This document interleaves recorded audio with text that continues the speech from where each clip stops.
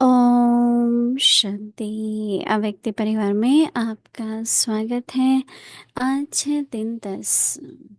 रूहानी रॉयल्टी और प्योरिटी की पर्सनालिटी धारण करो। आज का विषय है पवित्रता वरदान रूप में धारण करो। अव्यक्त शारी, आपका स्वधर्म पवित्र है। स्वधर्म अर्थात आत्मा की पहली धारणा पवित्रता है। स्वदेश पवित्र देश है। स्वराज्य पवित्र राज्य है। स्व का यादगार परम पवित्र पूज्य है। कर्मेंद्रियों का अनादि स्वभाव सुकर्म है। बस यही सदा स्मृति में रखो तो मेहनत और हट से छूट जाएंगे। पवित्रता वरदान रूप में धारण कर लेंगे। अभी हम मोहिनी दीदी से सुनेंगे।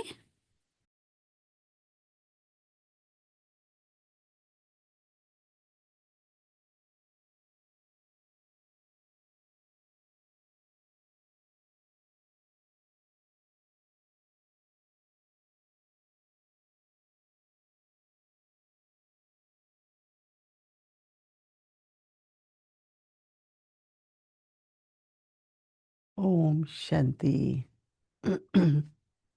सभी ठीक है, मौज में है।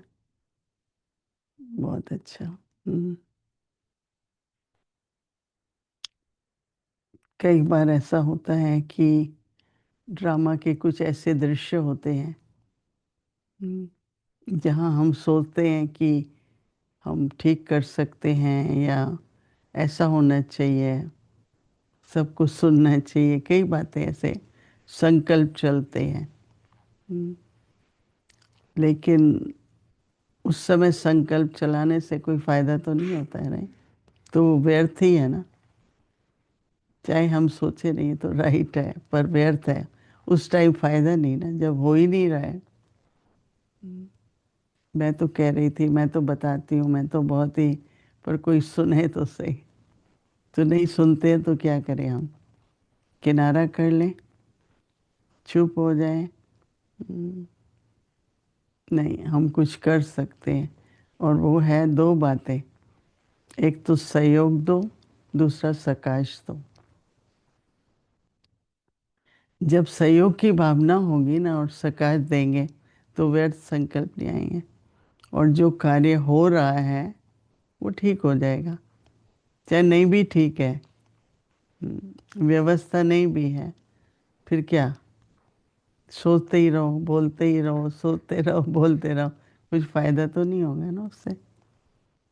तो आज मैं ये सोच रही थी कि सहयोग दो, पर कई फिर सहयोग देते हैं पर सकाश नहीं देते। अपनी ऐसी स्थिति बनाएं जो न केवल निर्विघ्न पर हर कार्य संपन्न हो जाए। उसमें अपनी कमाई भी है, क्योंकि व्यर्थ नहीं चल रहा है, और उसके अलावा भी अपने को भी शक्ति मिलेगी। तो ये आज मुझे विचार चला, मैंने सोचा आप लोगों के साथ शेयर करें कि सहयोग दो और सकाश दो। क्योंकि चेंज तो कर नहीं पा रहे हैं, और हम सोचते रहते हैं, राइट? तो आज बाबा कह रहे हैं कि पवित्रता वरदान रूप में धारण करो। जैसे कई बातें देखते हैं ना किसी में, अरे आपको तो वरदान मिला हुआ है, अरे आपको तो बाबा ने गिफ्ट दी है, आपको तो बाबा ने ये विशेषता दी है, नहीं ऐसे कहते हैं। वैसे अगर पवित्रता का रूप हो, जैसे दादी प्रकाश मणि थी, तो स्नेह और पवित्रता उनकी दो विशेषताएं थी। बहुत स्नेह मूर्त थी और पवित्र। क्योंकि जहाँ पवित्रता है वहाँ स्नेह तो होगा ही ना, सबसे, कोई कैसा भी है, वो उसका पार्ट है। तो इसलिए स्नेह भी पवित्रता के आधार पर है। बाबा कहते हैं आपका स्व स्वरूप पवित्र है। सबसे पहला आत्मा का अनादि गुण है पवित्रता। मैं आत्मा पवित्र स्वरूप हूँ। इसलिए हम कहते हैं ना भाई, घर जाने से पहले पवित्र बनना होगा। हम्म। इसलिए बाबा कहते हैं कि स्वधर्म अर्थात आत्मा की पहली धारणा पवित्रता है। और मैं आजकल पवित्रता को कहती हूँ शुद्ध। विकार तो जीते हैं पर शुद्ध। स्वदेश भी हमारा पवित्र है। हम्म। परम धाम में एकदम पवित्रता और साइलेंस है। नहीं, बाबा कहता है जाने से पहले सब सफाई करनी पड़ेगी। हम्म। योग बल से कर लो तो अच्छा है, नहीं तो फिर ऊपर हाँ, किसी न किसी तरह से साफ तो करना ही पड़ेगा। तो स्वदेश पवित्र देश है। सब राज्य पवित्र राज्य है। हमारा सतयुग का सब राज्य पवित्र देश है। तो बाबा कहते हैं कि स्व का यादगार परम पवित्र पूज्य है। देवी देवताएं हैं ना, पवित्र हैं, पूज्य हैं। तो बाबा कहते हैं कि कर्म इंद्रियों का अनादि जो स्वभाव है वो है सुकर्म। कर्म इंद्रियों का अनादि स्वभाव है सुकर्म। बस यही सदा स्मृति में रखो तो मेहनत, बाबा कहते हैं मेहनत से और हठ से, हम कोई जबरदस्ती कंट्रोल नहीं कर रहे हैं, नेचुरल मेहनत और हठ से छूट जाएंगे। मैं नियम की पालना कर रही हूँ, मुझे धारणा करनी है, नहीं, मैं तो स्वाभाविक ही है। अपना सब याद रखो। वरदान तो पवित्र वरदान रूप में, पवित्रता वरदान रूप में धारण कर लो। पहले जब मैंने पढ़ा वरदान रूप बनो, स्वरूप बनो, तो मैंने सोचा वो कैसे होगा। हर एक कुछ जो कुछ भी होता है ना, वो स्मृति से होता है।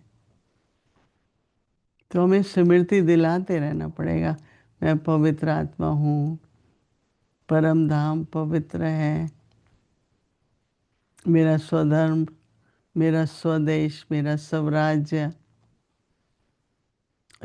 वरदान मिलता है, पर अगर आप स्मृति नहीं लाते वरदान की तो वो तो काम नहीं करता ना। स्मृति लाने से वरदान क्या करता है, समर्थी बन जाता है, मतलब पावर आ जाती है। वरदान की शक्ति का अनुभव तब होता है जब स्मृति हो। हम्म। कोई एक दो ने मुझे कहा कि हमारे ऊपर तो नहीं काम करते वरदान, देता तो बहुत है बाबा। तो मैंने कहा वो तो आपको समय पर, इसलिए कल से मुझे बहुत आ रहा है कि ज्ञान, हर ज्ञान की पॉइंट को स्मृति स्वरूप बनना पड़ेगा। टाइम पर वो पॉइंट याद आए, निसंकल्प हम हो जाएं, समाधान मिल जाए। लेकिन टाइम पर कोई पॉइंट ही नहीं याद आए, तो इसलिए मुरली भी जो सुनी पढ़नी वैसे चाहिए कि टाइम पर मुझे वो पॉइंट याद आ जाए। जैसे एक डॉक्टर है या कोई वकील है, अभी डॉक्टर को टाइम पर दवाई याद ही नहीं आ रही, चलो कोई बात नहीं, वो कई बार किताब में देख लेते हैं। अगर याद ना आए या गलत याद आए तो पेशेंट को तो फायदा नहीं होगा ना। तो चाहे स्वयं के लिए और चाहे सेवा के लिए। समय पर किसी को राइट पॉइंट सुना दो तो एकदम वो खिल जाएंगे, जैसे संजीवनी बूटी मिल जाएगी। नहीं, बाबा कहता है ज्ञान संजीवनी बूटी है। कोई मूर्छित हो जाता है, अर्थात उमंग उत्साह कम हो गया, या कोई परिस्थिति का प्रभाव पड़ गया, थोड़ी हिम्मत कम हो गई, तो उसको राइट पॉइंट मिलनी चाहिए, जैसे उसका उमंग उत्साह बढ़ जाए। तो इसलिए बहुत अच्छी पॉइंट है बाबा की कि अपनी शिक्षाओं को, ज्ञान को, उसके भी स्वरूप बनो। ये भी तो ज्ञान मिलना भी तो वरदान ही है ना। सबको तो समझ में नहीं आता ज्ञान। जिसको अच्छी तरह समझ आता है तो उसका अगर हम मनन चिंतन करके, धारण करके स्वरूप बने, और फिर वो टाइम पर, वो पॉइंट याद आनी चाहिए। नहीं तो सोते ना भी इसको क्या सुनाऊं, इसको कौन सी बात अच्छी लगेगी। तो थोड़ा साइलेंस पे जाके 1 मिनट मन को शांत करके और इमर्ज करके राइट पॉइंट राइट टाइम पर सुनाना, उससे बहुत उस आत्मा को प्राप्ति होगी और शक्ति आएगी। ओम शांति। अव्यक्त मुरली रिवीजन 1969 से। ज्ञान के रतन और स्नेह के मोती